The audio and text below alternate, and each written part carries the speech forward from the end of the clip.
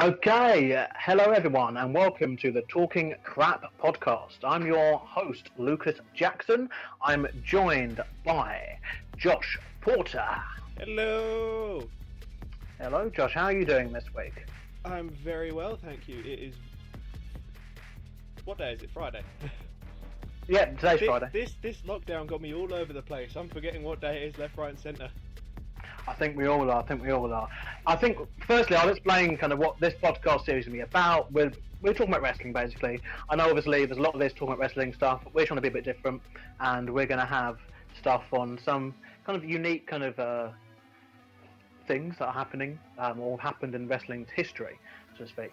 And this week's episode is going to be about the superstar known as Goldberg, and we're going to talk about that. The original beast. Indeed. Over 20-year career now, believe it or not, even though he was absent for a lot of that. But Only 20? Well, debuted in 1997, so we're talking 23 years. Wow, it feels like longer. It does. And we will get to that. I mean, obviously, like I said, like in this time now, it's a time where I guess a lot of people are sat at home re-watching wrestling, and you've got a lot of time now to do that. And so I've had the benefit, particularly because Goldberg matches are usually very short, so obviously watched a lot of Goldberg matches over the last kind of week, and you can see kind of how he's evolved, so to speak, over the years, but also how he kind of still stuck to the same thing. But we will get to that, of course.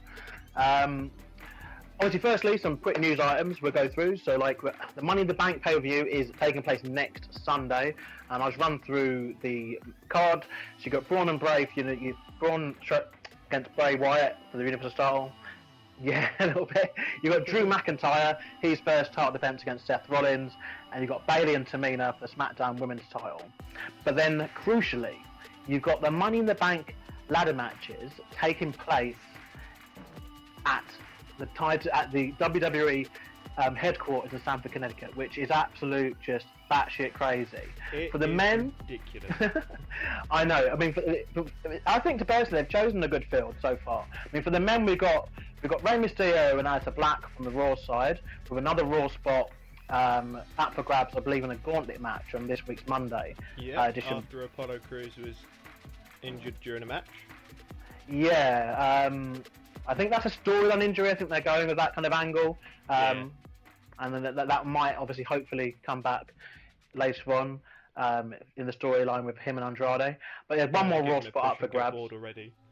And then from the SmackDown side of things, we've got Dan O'Brien and King Corbin already qualified, with tonight, or we're coming up tomorrow, aren't we? So this will already be seen. Just to clarify, we are recording this on Friday before SmackDown's taking place. So Otis is facing Dolph Ziggler tonight for that final spot. Indeed. In the men's ladder match. And then the women's side of things, Raw is quite simple. We've got Asuka, Nia Jax and Shayna Baszler all qualified. And SmackDown, you've got Lacey Evans, Dana Brooke already qualified, with Mandy Rose or Carmella to qualify. Again, one of them have already qualified. Out of the woodworks. Yeah, she was injured, I believe. She tore both her quads. Which makes it quite interesting, which makes her, I guess, return quite interesting, especially around Money in the Bank time. Yeah, well, at least when she tore her quads, it wasn't like Mr. McMahon trying to get into the ring. Yeah, true. True. But he came back off like 2 months, wasn't it? It's ridiculous. Yeah, something like that. I mean, Nia's been gone a year, which is actually quite mad, and she seems quite reckless. Realistically, who would you want back earlier? Mr. McMahon, chairman of the company, and who can actually wrestle? Or Nia Jax, who has almost ended the career of every other superstar she's been in the ring with? Well, I think a lot of people now, especially after the firings, the releases recently, will probably want to still see Nia Jax come back. But yeah, that she's still there. But how mad is this though? These matches, they confirmed that the matches are taking place on the ground, from the ground floor, and there's a fight to the offices to the roof, where they've set up a ring with the briefcase and the ladders upstairs on the roof of Titan Towers. Like how this concept is just absolutely phenomenal, I think. How they've only just come up with it. I think what they've done here, just like with WrestleMania and NXT, and the NXT after WrestleMania, where they had their I've forgotten what it was called now. they're like creative matches with Undertaker and AJ Styles. Yeah, like Cena and cinematic John style. Cena. Cinematic, that's the word. Yeah. Yeah, like they've let the creative team go wild. They're like, do you know what? We'll leave it to you guys to do whatever you want. What are we worried about? No audience is ever going to see this in person. Yeah, I think it is just pushing their buttons. I mean, yeah, I think we are going to see more of it. I know AEW have got the what's it called, Elite Deletion match. You know, I think that's meant to be happening at some point. I think they're having trouble. I'm guessing. Just trying to milk the broken Matt Hardy, like everyone else. But I do think it's something which we're going to see a lot more of in this time. Yeah, personally, I could live without broken Matt Hardy now, just because I think his best time as broken Matt Hardy was when he first came up with it in TNA, Impact Wrestling, for you marks. But I don't know, like, I'm looking forward to it because I love the character, but at the same time I think he died in WWE. I think they waited far too long. I think there wasn't a trademark issue or something, wasn't there? And they couldn't quite get it. But I think on the whole, though, I think it, you know, hopefully he can do something different, because I think obviously the one he didn't do, I forgot which way it went round. There was Ultimate Deletion and Final Deletion. One was TNA, one was WWE, but they're both very similar match types. I think was Bray I think Wyatt that's WWE, wasn't it? Yeah. And then Final Deletion, if I remember correctly, was Hardy Compound TNA. Yeah, I think, but they were very similar though. Whereas WWE, they produced three very different ones. They obviously produced one in the graveyard, was the boneyard. Produced the Firefly Funhouse, which was just absolutely mental. Boneyard and then they produced Firefly Funhouse match and the Empty Arena match. Beat. That's it. Yeah, that's it. Yeah, Tommaso Ciampa, Johnny Gargano, the last beat. That was it, yeah. And it was all, very different. And I think that might be the key. If you haven't watched it, spoilers, but to be fair, it's been a month, so it's your own fault if you get spoilers here. The ending to Tommaso versus Johnny was ridiculous. Well, as is all their stuff, though, really. I like it. But it was actually a really good ending, because you made it seem like... Because obviously at the beginning of the match, before it started, Candice LeRae handed something in a brown paper bag to Johnny Gargano. We find out at the end of the match that was a cup. Because towards the end of the match, she kicks her husband right in the testes. Oh, ouch. And then does the same to Tommaso Ciampa later. Yeah, I mean, there's a lot going on in that feud. I mean, obviously, moving on, WWE, their filming schedule has been heavily criticised by people. At the moment, I think they're going back to kind of what they did in the 90s with recording one week and then the next week going live one week and the next week being recorded, taped. AEW tapings have resumed though. They had resumed this week. I think they filmed 4 weeks of TV. So I think that leads them past their Revolution event next month. And I guess, doesn't seem to be as much heat on AEW for doing so. I know obviously they've got a smaller roster, and that even within that roster, they literally limited it down to pretty much Cody and his mates. Yeah. So obviously AEW, they've not got really much heat for doing the same kind of move that WWE have done. WWE have done their tapings, 1 week live, 1 week recorded, and AEW have done bulk tapings, so 4 lots. I think it's 4 weeks tapings are done altogether, and there's not too much heat on them. I know obviously they've not got the big roster like WWE, but even within that roster they've slimmed it down to pretty much Cody and his mates. But still, that was my biggest so much heat for this.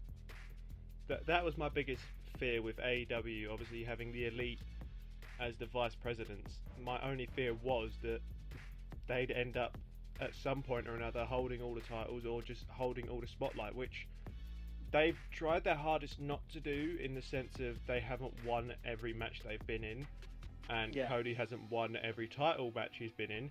But in the same sense, Cody hasn't won a single title yet, and he hasn't even been in a proper title match, really. Well, until the Revolution one.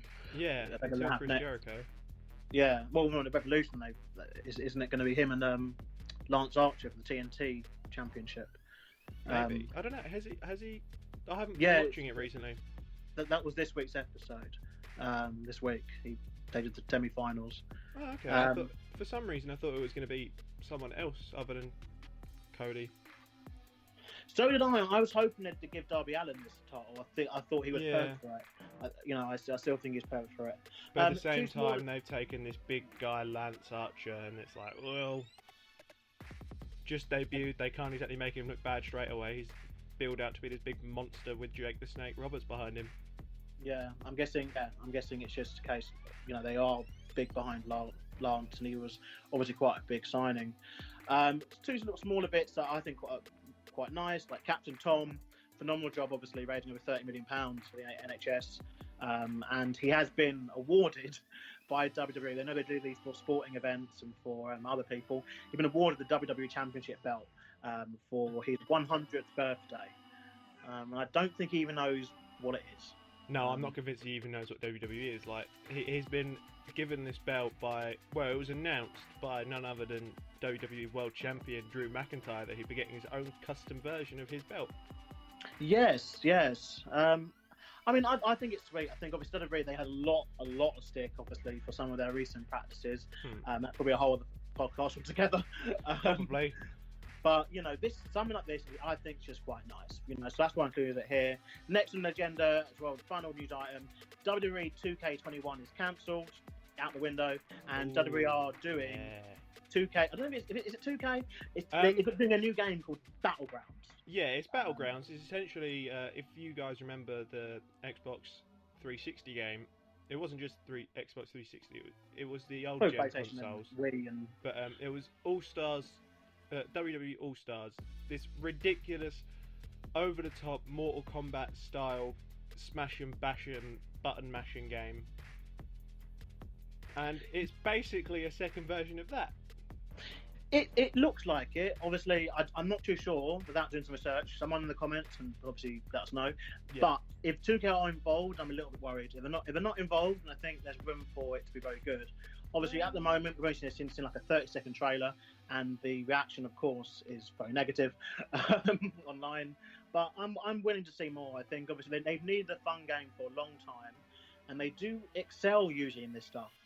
Stuff like Crush Hour, and even like the old. I don't know if you remember. She's quite young, but the old kind of WrestleMania games that he had on the GameCube, where they would have a kind of like almost like a Street Fighter kind of thing, leading up to your project. Yeah. Just googled it. Yeah. WWE 2K Battlegrounds. So it is 2K. No. Right, I'm optimistic. I remain positive. I don't think they can make it any worse than 2K20. Don't get your hopes up. That's the hope. Anyway. That's the hope.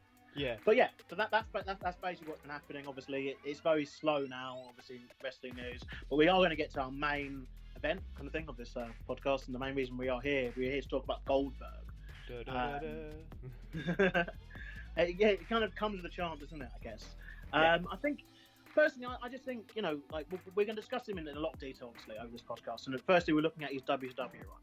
So obviously, his WCW run goes from his debut in '97 to when he departed the company just before WCW was bought out. In fact, he was actually on the injured list by then. But WCW, I think that's the Goldberg that I'm getting the consensus that fans, they all love. He's kind of, that seems to be the Goldberg that people go, right, that was the Goldberg that worked and we liked. It was it couldn't work any other way. It was the intense style. It was the 2-minute matches. It was the limited moveset. I mean, even throughout his entire career, the guy's only known about 6 moves, I'd say. And obviously, as the years have gone on, he seems to have forgotten all of them apart from the spear and the jackhammer. But in WCW, it just seemed that was what worked. I mean, it's quite funny because they had the streak, and obviously, the streak, I think it only worked because at that time there was no internet. Because obviously nowadays it's instant reaction. The minute you put a number up and say this is what happened, people go, oh no, that didn't happen. But back then, because obviously I was looking at the numbers and looking at the fact that according to WCW, obviously, and WWE now, obviously, they keep this lie going. He got 173 victories in a period of about 18 months, give or take. And I think Chris Jericho famously said, would you like stepping on bugs in the car parks and without counting as beating someone? Because it's physically impossible for him to have wrestled I that don't many know. times. I don't know, because obviously Hardcore Championship had the 24/7 rule. Obviously you got 24/7 Championship now. Maybe, just maybe, he was walking around the streets of wherever it was he lived, or wherever it was he was that day, with a little puppet with a referee shirt, just begging people to have a match with him. It probably wouldn't surprise me, but yeah, the street number obviously 173, and then ended with the infamous taser incident at Starrcade '98, where you've got Kevin Nash, and this seems to be a thing throughout his entire career, to be fair, because up until I had to literally research this, but up until he lost to Lesnar, Mania 33, he'd never been pinned cleanly. Every other loss had been, a dodgy finish basically, and obviously WWE was heavily famous for doing these, particularly in its latter kind of They were very dying good at years. it as well. They were very creative with it, I think. I mean, yeah, they're very creative with it, but yeah, I mean, the taser incident obviously gets a lot of stick but then I guess it's one of those things where streaks have to end, and I think no matter when they end, wrestling fans are always going to be a bit upset, I think.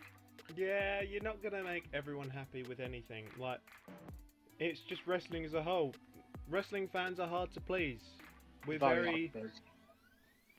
Quite a lot of times you'll see the people in comment sections going, you could have done this, you could have done that. Well, if they could have, why didn't you send them a letter or an email and tell them that yourself? Well, yeah, I mean, it gets to a point where you can't please everyone. Yeah, I agree to that. His treating, though, after the loss of the streak was very bizarre, though. There were several incidents where WCW, they learned how to book Goldberg, and they learned how to destroy him.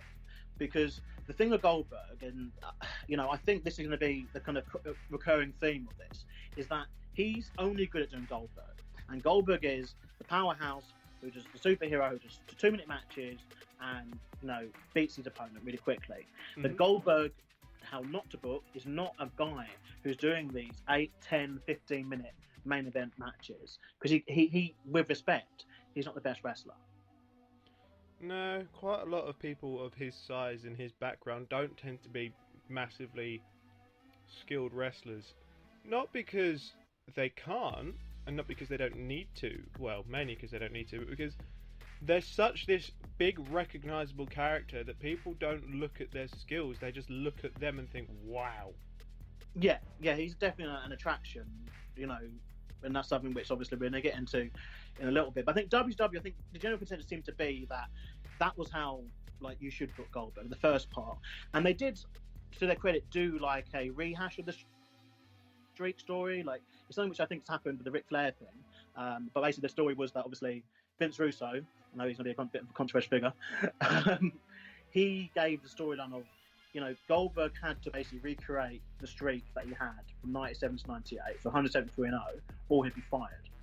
And it made for quite an interesting story. And then they went back to the old Goldberg of 2-minute squash matches on TV, and then on pay-per-view, obviously some longer matches, but against people who, with respect, were going out. So people like Lex Luger, of course, who obviously had ended up basically retiring shortly after that. And people that were on their way out the door anyway. We can ruin your career. You always lose on your way out, though, usually. A little unknown fact, perhaps for people that might not know, he actually had a dark match loss to a guy called Chad Fortune, who I believe you know some information about. You researched this yesterday. Oh, yeah. Chad Fortune. Goldberg worked about 6 to 8 dark matches for WWE in June, July in 1997. So he debuted in September. So a few months before he debuted in the main roster, he worked a dark match, and he won won all of them, apart from one, and that was a loss to a guy called Chad Fortune. And I hand it over to you, Josh. You got the deets on him. Well, there's not much deets, but all I can tell you is that I'll try and post a picture up on the video. But essentially, he looks like an everyday dad, just a regular white guy. That they look like they must have pulled him off the streets, but he was a footballer before he was a wrestler, and after he retired from wrestling, he then got into monster truck driving, which he still does.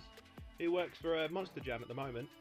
That's absolutely mad to me, because doesn't Alundra Blaze do that as well, doesn't she? Yeah, I think so. Hall of Famer Alundra Blaze. Maybe there's something in there. But anyway, maybe he got her into it. Yeah, maybe. Perhaps we need to contact Chad Fortune. We get to his WWE run now. So obviously he's had 2 runs at WWE. And so obviously he's the reason why. I mean, obviously something which is obviously noteworthy of mentioning here. He didn't go to WWE during the invasion angle. Famously, him along with I think the NWO, Sting, Scott Steiner, probably the biggest kind of misses, for not being part of the invasion angle. But he did go to the ring in 2003. And maybe their biggest weapons as well for the invasion angle. Yeah, because something I'd say about Goldberg is I see him as a WCW guy. Like I cannot dispute him that he was a WCW guy. Yeah. Like other people, you're a bit like, well, Scott Steiner had a run in WWE in the 90s, with his brother, a tag run. NWO, obviously, they all made their names, their household names in WWE, and then went on to WCW to obviously make money. I'd argue that more people nowadays would recognise Scott Steiner for his TNA run rather than WCW or anything else, because back when he originally was in WWE, WCW, he didn't look like he does today with like the shaved white hair and the weird goatee that he's got going on. He wasn't as big either. He hadn't figured out what steroids were then, but I believe it was 98, 99 to be fair. I don't know if it's been said, but I do have a feeling that Goldberg getting over pushed him to change his physique, because it kind of seemed to come at the same time. Yeah. Again, I'll stand corrected obviously if someone wants to say, but I do believe it's quite around the same time, because if you watch WCW in 99, 2000, Scott Steiner is the fucking genetic freak, bodybuilder. Oh, well and truly. And then obviously when he comes to WWE again, he was that too. So, but definitely biceps. When you watch early 90s Scott Steiner, he was not that. He was the long black hair and wearing the wrestling singlets. Like this proper American wrestler, not the weird genetic freak, big proper pump, whatever it is. Yeah. Chainmail headdress. I know, it's mental. With the sirens. But in terms of Goldberg, like in WWE, like his first run, I'd argue that, unfortunately, it was just booked very, very wrong. Obviously, we had Triple H obviously at the top as a world champion over on Raw in 2003, and obviously Scott Steiner, was mentioned, he had beaten Scott Steiner back-to-back pay-per-views. He then beaten Booker T. He had beaten Kevin Nash. To be fair, I think he was just going through WCW guys pretty much and beating them all. And TNA guys, apparently. I know, yeah. Obviously, they weren't there yet. But I mean, this was years before. In terms of WWE, so he debuted against The Rock in a fantastic segment, and The Rock did a lot, I think, to kind of help sell Goldberg. And The Rock, obviously, he's one of those guys, I guess, where he's going to do that though, because he knew he was on his way out in terms of a full-time wrestler.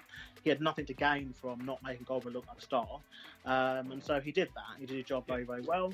They then proceeded with obviously the basic booking of Goldberg.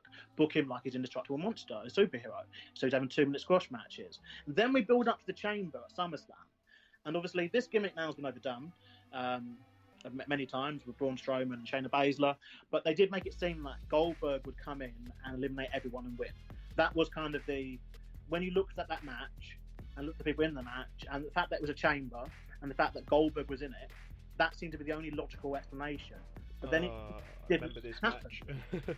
it just didn't happen. No. Takes out every other person. Yeah, it takes out every other person in the chamber and somehow loses. Yeah. Obviously, they did. I mean, I guess they did to give the heat, but this is where I'd say give heat to Triple H is. Obviously, this is where I'd say the turning point comes in his WWE run the first time. He then started to go down the route of having to have these long, boring matches, which he can't do. As we've established in WCW, it didn't work then. And this is what I understand, because obviously a lot of people would have been in WWE at this time that were in WCW at the same time when Goldberg was kind of starting to have these long matches before, and could have just told them, like, don't fucking do this. Like, Goldberg's not that kind of guy. But they did it. And he won the world title, fair enough, and he had a few defences. But I think it's safe to say that pretty much by this time he had sussed out that WWE didn't like to book him. And then we get obviously to WrestleMania, and he's having that match against Brock Lesnar. That match. Ooh, one of the many. And definitely the fans turned against it. Like big time. The fans turned against it. That surprised me. It doesn't. I think obviously this was at this, they'll say this was at the cusp of obviously people starting to be a bit smarter and of knowing where to look for the wrestling news, and knowing that okay, both these guys are leaving, and obviously he went out winning, which I guess is fair enough. But then, what's interesting about this is, he left the business. He in 2004, fair enough, he had that absolute shite match against Lesnar at Mania, but he could have gone to any other promotion in the world really, but he didn't. He left the business and he didn't wrestle or do anything until he returned in 2017. Yeah, which is quite unique because he'd gone to Japan in 2002, and I've got an article up about that actually. Okay, I didn't read it, but I've got it in front of me about when he went to Japan. Because obviously, naturally, he's recognised for WCW and the 170 odd undefeated streak, but he goes to Japan as you do, rather than going anywhere else. And he was a success though. This is the thing that a lot of people think. A lot of our younger listeners might not know this. Because this is in 2002. He goes to Japan and he was a success. He was a draw. He had a successful run there for about a year, and that's what got him noticed by WWE. And you would think that perhaps, he might then go back to Japan in 2004, but I think by this time he was already out of it. And he's one of those guys where I think particularly after the WWE run, and he kind of realised that, they weren't going to use him properly. He decided that this wasn't for him, and he had made a lot of money. I mean, obviously his contract was $2.5 million a year in WCW, and that's another reason what kept him away from WWE for the first invasion. Doesn't surprise me. I think I'd pick that. Yeah, I wouldn't need to leave my house if I was getting paid $2.5 million a year. And he's one of the most important things to know about Goldberg is that he wasn't a wrestling fan. He was a footballer, and he got into wrestling through mainly his physique, and from Lex Luger and Sting by saying this guy should be a fucking wrestler. He looks like he could beat the shit out of everyone, and he gets into wrestling, and so I guess there was never a kind of desire in him perhaps to kind of go to anywhere. I mean, do you think I'm correct saying that, or I don't know? I know, I get what you're saying. When it comes to his Japan run, I've got a quote in front of me here of the reason he went to Japan. And I quote: "In all honesty, whoops.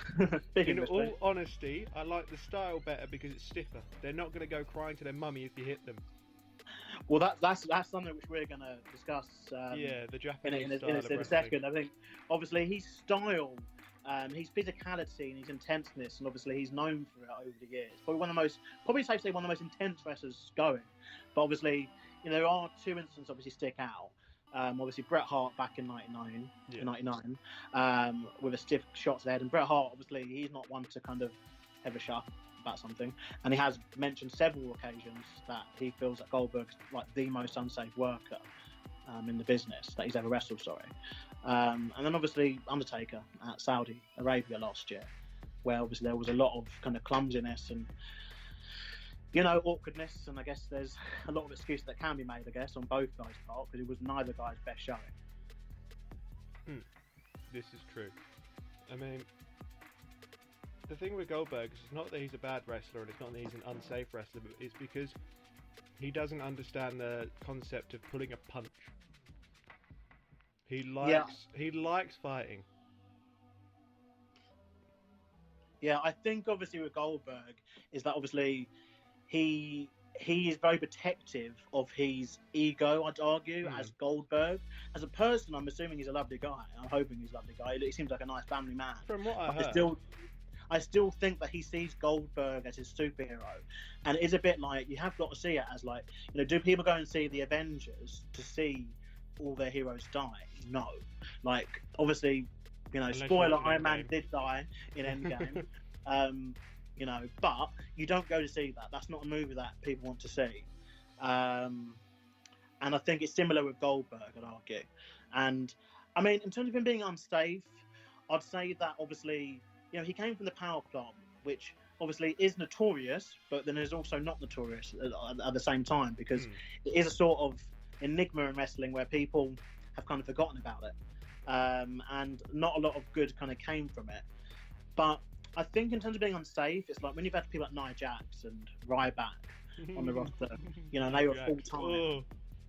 I know, yeah. I mean, but you know, we're talking with Goldberg, we're talking about a couple of injuries spread over about 20 years, Yeah. which I don't think is enough, in my opinion, to call him unsafe. So then, like you said, we get to the fact that he's gone to Japan. He then had he went to WWE, did a year there. He then leaves the business, and you know, unlike other guys like CM Punk, there was no talk of him coming back. The closest we got was like when Ryback did debut, and they, you know, the similarities were obvious. Big bald guy, basically doing a few moves, and you know, but even then, like, I think they'd reached out. I think WWE reached out to him, and he wasn't interested in doing a program with Ryback. And I think personally that's probably the right decision, because Ryback, if you look at him now, like career-wise, is not on the level, I'd say, of someone to work with Goldberg. Where is he? And, I think he's just doing independence. I don't think he's doing anything in particular. He's not signed to like a major. That he had to, in order for him to use the name Ryback, he had to legally change his name to Ryback. Yeah. Which I think is absolutely bonkers. Just change your name. Yeah. Just don't Basically, use Ryback. I think he said as well that he hated the name anyway, but I guess he Yeah. could realise that people were always going to see him as that, and he would never escape that, because he's never going to do anything. Well, I will eat my hat if he does do anything bigger than what he's already achieved, but I heavily doubt it, as obviously it's now been a long while since then. So then we get to the fact that he returns to WWE, and I know you've seen the film Rocky Balboa. It's the 6th Rocky film, the last Rocky film. Yeah, don't but ask me if I remember they anything literally- about it, though. Yeah, they literally played out the same story as that. So in Rocky Balboa, they run a fight simulation where Rocky Balboa fights the current, in their fictional world obviously, heavyweight champion Mason the Lion Dixon. And Rocky Balboa wins this fight. And that's what then entices the fight to happen in real life. And so it was kind of a way of I don't know, it felt to me like it was so similar. And obviously with Sylvester Stallone obviously being, you know, in that same kind of talk with a lot of these people and constantly working on several movies with some of the wrestlers, it must have been one of the things that maybe was thought of. But he came back, like WWE 2K17, they needed a selling point, and they used Goldberg. And who better to use, I'd argue. And they then did a simulation again of him versus Lesnar and what would happen if both guys at their peaks had this match. And then we get to Survivor Series 2017. And I'm saying it here, and I don't care. Like, this is my absolute definition. This is my absolute kind of full opinion that I think now. I just don't think that anyone would have called that match going the way that it went. I think if anyone is saying that, I will and they can show me proof, text messages or forum posts or whatever it might be, dated and stamped. I'll give them £10. If they can say they predict that match would be a squash match and would be over in under 2 minutes with Lesnar losing and The not Simpsons getting any could. offense in, because he came back and he was a superhero again, and we got this lovely kind of tell. Obviously, he was doing it for his kid, wasn't he? Yeah. This whole He run. said himself that the only reason he came back to wrestling was because his kids are finally old enough to watch him perform. Yeah, I think. I mean, yeah, because I think his kids weren't even born when he was in. His kid's only about 12, 13 years old, I think. Oh, well, all better reason for them to be old enough now, isn't it? Yeah, because his kid's quite young. But yeah, he came back and he had that match against Lesnar, and then he worked a short program basically where he did the Rumble, and he beat Kevin Owens at Fastlane, which I think, to be fair, like, I'll go out on a limb here, and I think that the only thing that they did wrong in that first bit was probably giving him the title. But I can see why WWE did it, because they're a fan of these stories, going back to the fact that he was doing it for his kid, and it was a good feel-good story to happen, and it happened around Mania. They somehow made Goldberg into a full-on family-orientated face. They did a better job of making Goldberg a family man than they did of having Heath Slater as a family man, whose entire gimmick was, I've got a family, I need this job. Oh, I miss Heath though. But yes, we get to Mania, where obviously Brock and Goldberg, I'd say, had probably the best Brock and Goldberg match they could have had. I think if we could have got this a few years earlier, perhaps we could have got a better match. But I think in terms of, and I still recommend this match, because I think it's a 5-minute match, barely. It's a 5-minute match, and it's got everything we need in a Brock and Goldberg match. It's got the physicality, it's got the story, it's got everything you need basically. It's got the near falls, it's got everything you need in order for it to make an enjoyable wrestling match. And he lost, and so you're like, okay, right, fair enough. And since then, he seems to be on this kind of coming back every now and again kind of deal. And you know, he had his Hall of Fame induction. But since then, he's obviously faced The Undertaker in that infamous match. And oh no, the but Saudi, he's also, the Saudi death match that wasn't a death match. I know it was. Sadly, it was neither of those guys' kind of best showings. And then following that, I think they gave them both. 20 years ago, that match would have been 5 stars. I think a lot of the traditions they've just missed the boat with a lot of this stuff. Don't worry, they do it with Sting also. I mean, Sting coming to the ring when he's 55 years old is just outrageous. Right. In Sting's defence, it wasn't his age and it wasn't Seth Rollins. It was an accident. Oh, accidents happen in the wrestling business. That match was, in my opinion, at least 4 stars. I enjoyed that match. Yeah, I believe he got injured during a spot where Seth Rollins used the Stinger Splash on him in the corner. Was it not? No, it was the buckle. It was the buckle bomb that ended. Oh, the buckle bomb. It was the buckle bomm. Yeah, because it also injured Finn Balor in a similar. Well, I think the next year was. It still sucked. It still sucked. But Goldberg, he's worked this kind of part-time schedule where he kind of just seems to come back kind of whenever. There's no, I mean, with Undertaker, there's kind of a system where he was coming back obviously around Mania, which Lesnar we know does the big kind of pay-per-views, but Goldberg kind of, he did SummerSlam, and then he was then all of a sudden he's getting a title shot in Saudi Arabia, and he beats the Fiend, and then he was building up obviously this past WrestleMania to face Roman Reigns, and obviously with mad respect to Roman Reigns, I'm not going to have a single bad word again about this decision that he made. He made a decision for himself to not participate in WrestleMania, and so they replaced him. Yeah, understandably, with what's going on in the world, and obviously his health and his family had to come first, and he's respect that he through a health scare in the last 5 years, so he doesn't want to risk another one. Yeah, and definitely not, and obviously hope that he's well, his family are well. But anyway, Braun Strowman replaced him, and then they had this match, and I'd argue that the WrestleMania match for me was where Goldberg became exposed, because you realise that without the Goldberg chants, without the police entourage entrance, without kind of the big kind of arena feel of Goldberg, you are just watching kind of two people have like a video game match, because the match consisted of 3 spears set up for a jackhammer and 4 power slams, and that was literally it. It was like watching, when you just see a screensaver or SmackDown versus or a 2K game. It was like watching that. But that seemed for now anyway is his WWE run, and it's like when you face your younger sibling in WWE and you just demolish them. You don't know the buttons. Ha ha ha. So obviously we're gonna miss these two together. So like in terms of this, so the final kind of thing is, should he retire? Like what are your thoughts? Should Goldberg retire now? Maybe. I think as an in-ring competitor, probably yes, he should retire. He's 53 years old. As a character, maybe not. Maybe he trains up the next beast, shall we say. Do you think that can happen again, though? Maybe not with an undefeated streak, but I definitely think he could. If WWE did it right, they could 100% recreate Goldberg in a separate entity, better than Ryback, without him being Goldberg. I'd argue they tried it with Ryback. They've tried it with a lot of these guys. I don't think fans are buying it anymore. I don't think fans buy it, and that's why I think it's hard. We've got a lot of people like him, haven't we? Obviously, we've got Braun Strowman, Brock Lesnar. Yeah. Nia Jax, air quotes, maybe. Yeah, I guess so. Tamina, because of building her up again like that. But I think Tamina is just a bulky version of her dad. Nobody's meaner than Tamina. Well, I hope she doesn't continue his lifestyle choices. That's all I can say on that. Don't sue me. Yeah, I mean, I sit like you. I think like if they're going to book him like Goldberg, and obviously with respect, he's losing his power because obviously he's now a 53-year-old man in better shape than both of us. So most WWE workers that are 53 are in better shape than us. Even the producers. It's absolutely mental.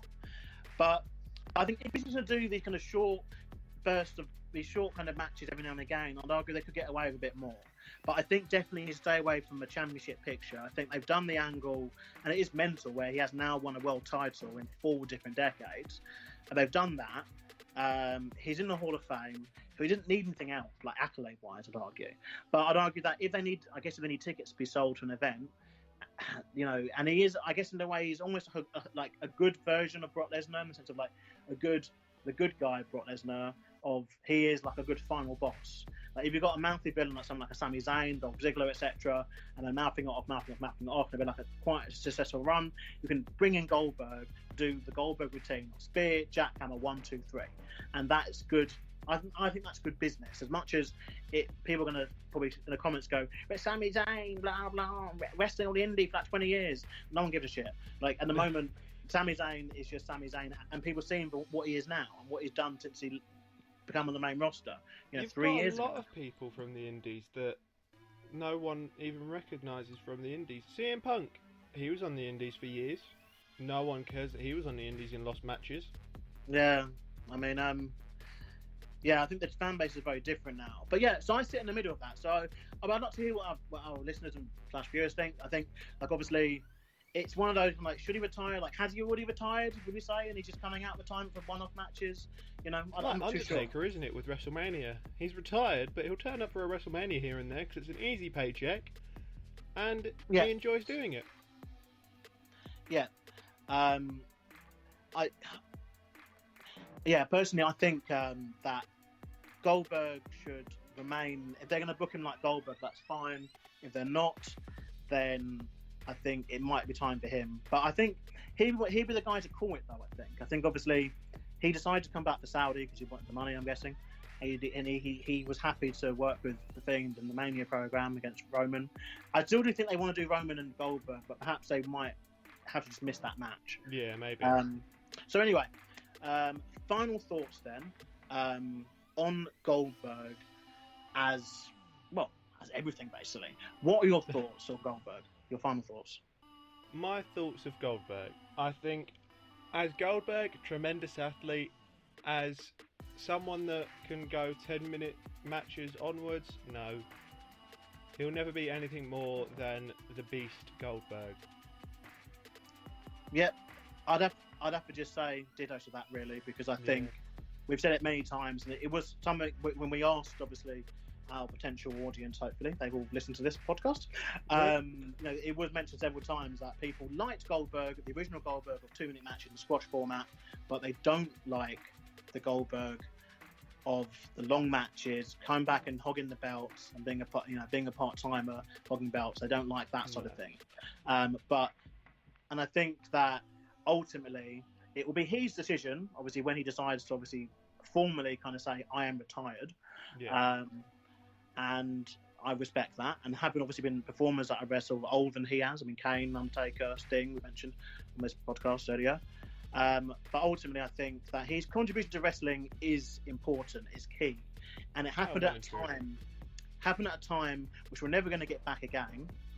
And at a time where, you know, he reminds people of a superhero, and that's not a bad thing in my opinion. And so that's my kind of final thing on Goldberg. Well, so I'm glad that's the final thing, because we're running out of time here now. Okay, well, all I'd say is, look, if you disagree with us, if you agree with us, if you don't care, just leave a comment. You know, send it, or we'll leave our social media details as well, so you can. Of course, in the description. You can also contact us that way. So next week we'll be looking at the WWE Hall of Fame and asking the question: is it tarnished? Has it been tarnished by some of the new additions? And later on, we shall be looking at stuff like CM Punk, the invasion angle, politics in wrestling, and much, much, much more. Until then, you have been listening to Talking Crap. I've been your host, Lucas Jackson. I've been Josh Porter. I didn't realise I had to speak then. And we shall see you on the other side.